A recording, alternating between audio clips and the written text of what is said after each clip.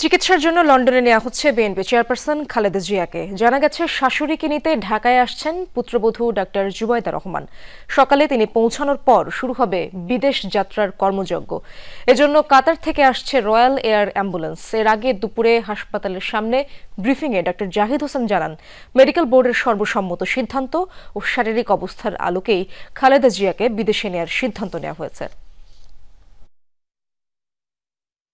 এভারকেয়ার হাসপাতালে চিকিৎসাধীন BNP chairperson Khaleda Zia, যার চিকিৎসায় নিয়োজিত আছেন দেশি বিদেশি চিকিৎসকদের সমন্বয়ে গঠিত মেডিকেল বোর্ড।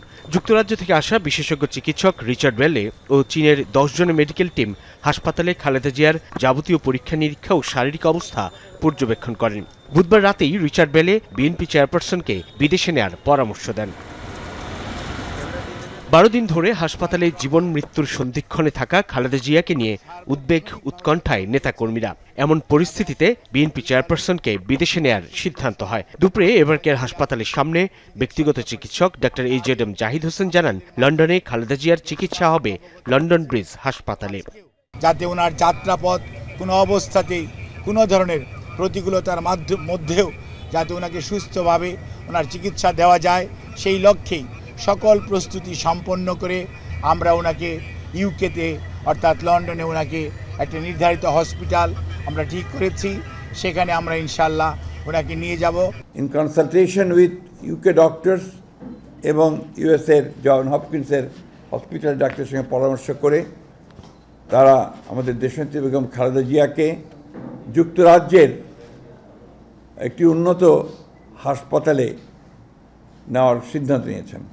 খালেদা জিয়ার সঙ্গে এয়ার অ্যাম্বুলেন্সে থাকবেন পুত্রবধূ শামিলা রহমান, 7 জন চিকিৎসক, 2 জন বিএনপি নেতা, 2 জন গৃহপরিচারিকা সহ 18 জন। দীর্ঘ যাত্রাপথে প্রতিকূলতার মধ্যেও চিকিৎসা দেওয়ার ব্যবস্থা নেওয়া হয়েছে। খালেদা জিয়ার সুস্থতার বিষয়ে আশাবাদ ব্যক্ত করেন ডাক্তার জাহিদ।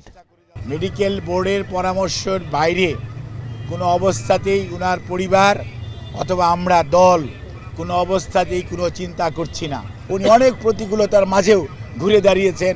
এবারও ইনশাল্লাহ আল্লাহর অশেষ রহমতে উনি আবারও আমাদের মাঝে ফেরত আসবেন, এ আশাবাদ ব্যক্ত করছি।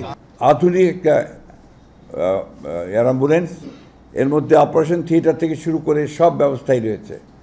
সুতরাং আমরা পরম করুণাময় আল্লাহ তাআলার কাছে এই দোয়া চাচ্ছি যে আল্লাহ তাআলা তাকে যেন সুস্থভাবে নিয়ে যান, নিরাপদভাবে নিয়ে যান এবং সুস্থভাবে আমাদের মাঝে আমরা যেন তাকে ফিরে পেতে পারি।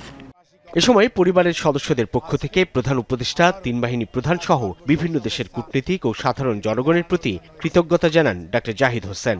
অগণিত আত্মীয় স্বজনের পক্ষ থেকে আমরা আপনাদের কাছে দোয়া চাই, কৃতজ্ঞতা জানাই। এর আগে যমুনা টেলিভিশনকে বিএনপি চেয়ারপারসন উপদেষ্টা এনামুল হক চৌধুরী জানান, খালেদা জিয়াকে বিদেশে নিতে রয়্যাল অ্যাম্বুলেন্স দিচ্ছে কাতার। বেগম খালেদা জিয়া কাতার এয়ারওয়েজে অ্যাম্বুলেন্সে যাওয়ার সম্ভাবনা আছে আগামীকালকে সকালে। অলরেডি কাতার সরকার অ্যাপ্রুভ করছে অ্যাম্বুলেন্স আসার জন্য। লন্ডনে যাবেন, লন্ডন ব্রিজ হসপিটালে। গত 23 নভেম্বর হার্ট ও ফুসফুসে সংক্রমণ নিয়ে হাসপাতালে ভর্তি হন খালেদা জিয়া। অভ্যুত্থান পরবর্তী সময়ে চলতি বছরের 8 জানুয়ারি বিএনপি চেয়ারপারসন লন্ডনে উন্নত চিকিৎসার জন্য যান। খানিকটা সুস্থতা নিয়ে প্রায় 4.5 মাস পর দেশে ফিরে পান জনতার অকুণ্ঠ ভালোবাসা। এবার তিনি যখন জীবন মৃত্যুর সন্ধিক্ষণে, তখন সারা দেশে ছড়িয়েছে উদ্বেগ আর উৎকণ্ঠা।